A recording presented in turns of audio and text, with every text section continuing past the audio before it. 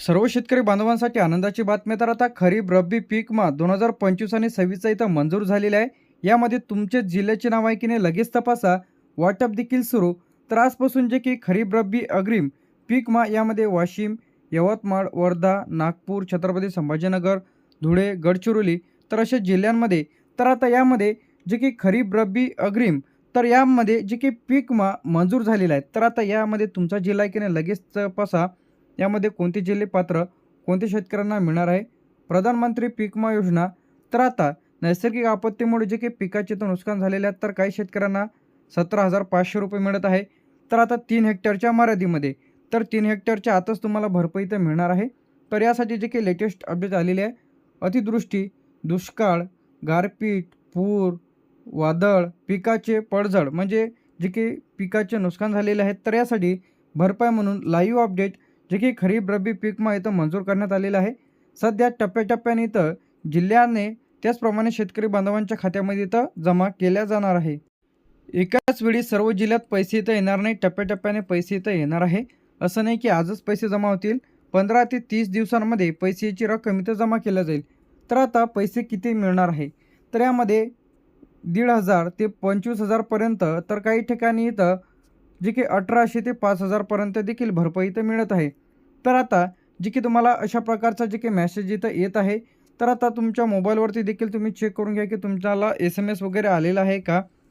तर आता यामध्ये पैसे खात्यात कसे येतात? तर यामध्ये आधार लिंक असणे आवश्यक आहे. बँक खाते सक्रिय म्हणजे खातं चालू असणे आवश्यक आहे. ई-पीक पाहणी तुमची पूर्ण केलेली असणे आवश्यक आहे. तर बरेच शेतकऱ्यांनी पीक विमा भरलेला आहे, परंतु ई-पीक पाहणी केलेली नाही. त्यामुळे तुमचे पैसे तर अडकू शकते. पीक विमा अर्ज वेळेत भरलेला असणे आवश्यक आहे. त्यानंतर त्याची तक्रार देखील केलेली असणे आवश्यक आहे. पैसे का येत नाहीत? तर त्याची जी काही मूळ कारणे आहे यामध्ये बँक पासबुक, आधार लिंक नसते, बँक खात्यावर चुकीचं नाव असते, ई-पीक पाहणी केलेली राहत नाही, रेकॉर्डमध्ये तुमचं नाव नसते, प्रीमियम तुम्ही म्हणजे पीक विमा भरलेला नसतो. बरेच वेळा काय होते पीक विमा वगैरे सर्व भरते, परंतु तक्रार करत नाही त्यामुळे पैसे इथे मिळत नाही. ज्यांना कोणा आलेले नसेल तर अशाने 14447 तर या हेल्पलाईन नंबरला कॉल करायचा आहे आणि पिकांची तक्रार इथं करायची आहे. तर आता खरीप व रब्बी पीक विमा 2025 किती आहे? 2025 आणि 26. तर यामध्ये खरीप, रब्बी तर आता जून ते जुलै, नुकसान भरपाई फेब्रुवारी ते एप्रिलच्या दरम्यान इथं जमा होण्यास सुरुवात होणार आहे. तर आता रब्बीमध्ये ऑक्टोबर ते नोव्हेंबर, यामध्ये एप्रिल जे की फेब्रुवारी ते एप्रिल. तर आता यामध्ये खरीप असो की रब्बी असो, शेतकऱ्यांना पीक विमा मिळणारच आहे. तर आता यामध्ये ई पीक पाहणी 2025 आणि 26. तर आता ज्या शेतकरी बांधवांनी ई पीक पाहणी केलेली आहे तर अशांनाच पीक विमा इथं दिला जाणार आहे. पीक विमा असो, अतिवृष्टी भरपाई असो, खरेदी विक्रीसाठी तुम्हाला ई पीक पाहणी करणे आवश्यक आहे. तर त्यासाठी ई पीक पाहणीचे ॲप्लिकेशन डाउनलोड करून 7/12 सर्व्हे नंबर टाकून तुम्हाला तुमची ई पीक पाहणी करावी लागत होती. यावरती आपण डिटेलमध्ये व्हिडिओ आपल्या चॅनलवरती अपलोड केलेला आहे.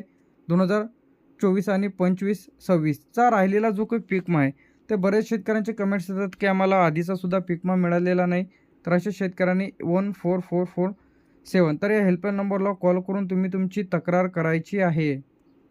तर आता यामध्ये जे काही मंजूर झालेले जे काही जिल्हे आहे, अहमदनगरमध्ये खरीप रब्बी पीक विमा इथं मंजूर झालेला आहे.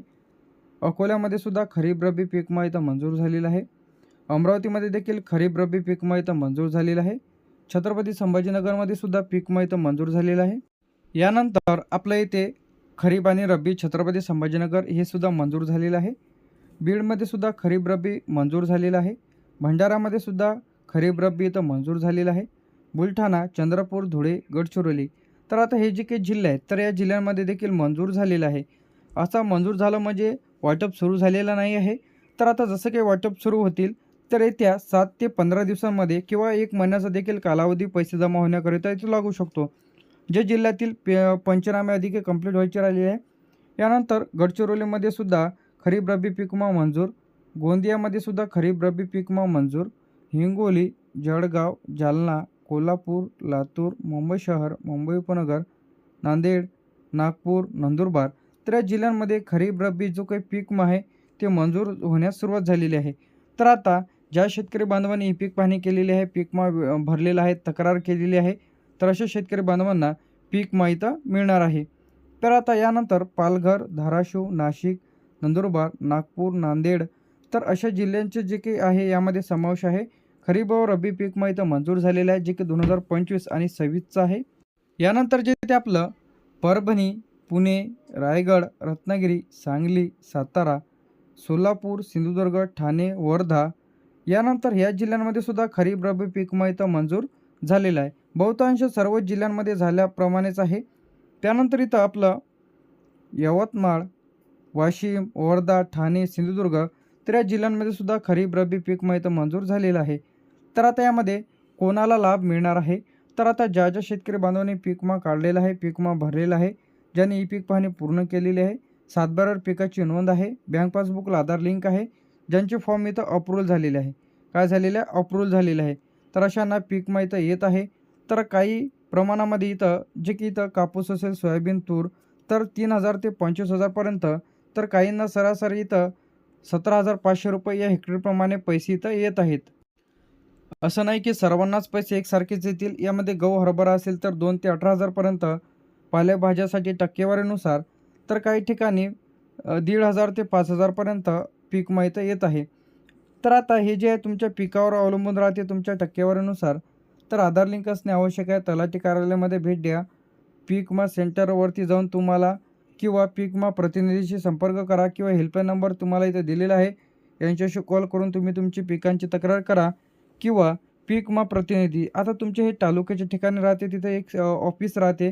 तिथे जाऊन तुम्हाला तुमचं बँकेचं पासबुक, 7/12 आधार कार्ड, 7/12/8 तुम्हाला द्यायचं आहे. पीक विमा फॉर्म भरल्याची पावती इत्यादी डॉक्युमेंट्स तुम्हाला नेऊन द्यायचे आहे. पैसे कोणत्या पद्धतीने ते डीबीटीच्या माध्यमातून जे की आधार लिंक बँक खात्यामध्ये पैसे तर पाठवले जाते. तर आता टोटल क्लेम पेड तुमच्या खात्यामध्ये किती झालेला आहे? तर आता यामध्ये टप्प्याटप्प्याने पैसे तर येत आहेत. तर पहिला टप्पा, दुसरा टप्पा, तिसरा टप्पा जे की याप्रमाणे पैसे सर्वच जिल्ह्यांमध्ये येण्याची जी काही शक्यता आहे, ज्या जिल्ह्यांमध्ये व ज्या शेतकऱ्यांचे नुकसान झालेले आहेत त्या.